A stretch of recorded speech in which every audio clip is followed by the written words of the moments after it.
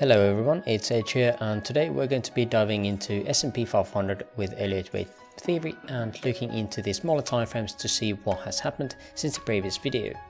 So let's get going. Starting here again on a bit higher time frame, some of the main ideas that we've had since the highs that we had here around January 2022 has been that we came down in some kind of three-way fashion. Again, depends on your views.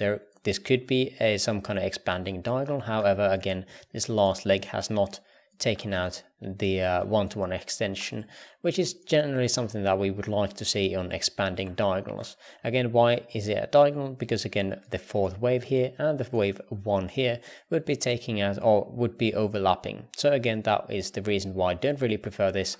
To me, this is better in three waves, and then we would be creating a consolidation in the middle, whether this is going to be doing some structure like this or a bit larger, some kind of WXY or something else. Does not really matter at this point, but again, the consolidation in the middle and then a continuation of this previous trend downwards. Again, that has been the main idea since this structure came down, and we noticed that, okay, we did not get a fifth wave here, but instead we got this in three waves and again started breaking down again. And again, at this point, we're starting to become more bearish in that term. So again, a few different ideas here, one of which is this one where we had a three-way structure into W, then we had a triangle structure here that is right about to end, and then we would be looking for downwards movement with the continuation of this larger previous trend. Again, if we want to be bullish, there is certainly some ways to be bullish in here. At that point, again, we would have to accept that we have a structure into these lows. Either we think of this as a WXYXZ, which is a rare pattern in itself, or some kind of far away move that I don't like. Far away from the top would mean, again, the same end, that we would be creating consolidation here, and after that, again, down move. So again, it's not really bullish. The only bullish scenario is that if this is some kind of correction of that previous structure over here, and we would be creating this into a wave 1 or wave A. For that to happen, again, we had this idea. Now, again, I had to say this again every time that we have issues with this count, multiple different issues, the look of it, and everything else that is going on with it. It's not very clear to be a forward move. We had the idea of having this as an ABC. That is probably now the case if we want to be bullish in this scenario, to have these here. I think on other indices, this low was actually lower than this one. So on those, again, we can't really have a 1, 2 here, and we are forced to create this one as a 1, 2 or a B. Again, kind of forced in my opinion to create this into a forward move, but each to its own, and again, there's not really anything invalid about it, certainly. Other way of looking at it correctively, this structure over here, is that we would have this as three waves. In my opinion, that looks way better as a three-way structure than anything else. Sure, we have issues on this one as well, where this wave 4 here is substantially larger than this wave 2. What can you do about it? Not much. But yeah, this is bringing us to the basically the end of these moves that we currently having. On this one, again, we would be expecting a three-way move around the one-to-one extension around $4,400. And again, till that happens, we can be still bullish. And then, of course, it is all determined by the structure, how the market is getting up there, if it is going to get up there. Now, last time we were talking about the CPI, and last time we were talking about the structure, how we're going to be getting into these highs. This was pre-CPI, so this was when we were creating that video.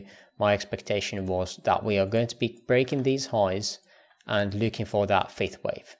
Now, did we break those highs? Yes, we did. We broke those highs, came down, but now we are again coming back up. Now, the issue that I had with the way we broke these, again, a structure is key part in Elliott Wave. In this one, again, I think this is way better as a three-way structure than a five wave. Now, as we are expecting a fifth wave here, what is a multi-way structure that starts with the three waves? Well, the only thing is some kind of diagonal. At this point again, that would be the only thing that I would be expecting. At this moment, this is something that I would be thinking about. The only issue that I currently have is this structure starts to look like a 5 wave, where this would be a 1, 2, 3, 4, 5. And if this indeed is a 3-way structure, well, this has to be part of something else. And instead of wave 4 being here, it would be in here, 3, 3, 3. And at that point again, we are starting to get that issue that I mentioned as well, where this wave 4 would start to become way larger than this wave 2 over here. And I don't really like that anymore.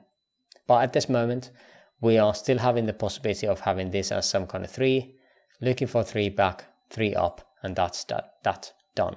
Inside internal wave structures, this would be a wave 1, wave 2, 3, 4, and 5. And that would be it. That would be, again, even on macro perspective, that would be the end. End of what, you might ask? Well, we have one count that it would be an end of, and that is the triangle count that we just talked about. ABC here would be finishing a zigzag, which is part of that E wave. And E wave currently almost sitting at that, well, we are right at that. If I can make sure these are still here, the trend lines are proper, that we are still around this very important, well, trend line. I rarely say that trend lines are important, but this is still at very much of a resistance, and this is the area I would be looking for shorts. There might be a couple of tops here to be made and fake out maybe, and then I would be expecting a trickle down if this triangle is to be made. You don't need to be FOMOing in here. You don't need to be creating a knife catching short setups here. There is definitely a way to be looking for lower prices, even after we have created the initial move. Then look for pullback and then get in on trade. But that's that.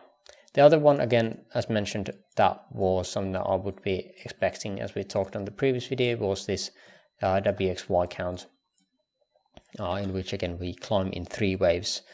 We should be coming to an end here. If we are still thinking about this same idea that we had here locally, where this would be a 5, 3, and 5, I would be looking for some kind of 3-way move here.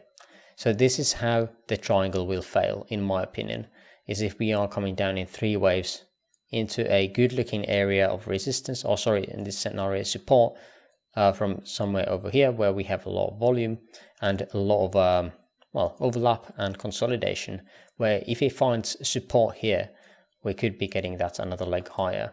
At this point again, we would be looking to play that potential WXY exit or the 5-wave structure, whatever this is, however you want to be playing with this, and this would be coming down here. And at that point again, we would be on a very much more of a macro pivot soon. But until that happens, again, we have some structure to be made. Nothing is certain, and of course there's many trades to be had here again. But I think those are the ideas that I'm currently looking at. The expectations here, of course, are some divergences to be formed, and then we would be looking for short setups, and basically there's no invalidations how high this can get. Of course, we don't really want this to go too high. The 1.618 here is pretty much the max we want to see for the triangle counts, because again, at that point we would be taking out the previous highs here.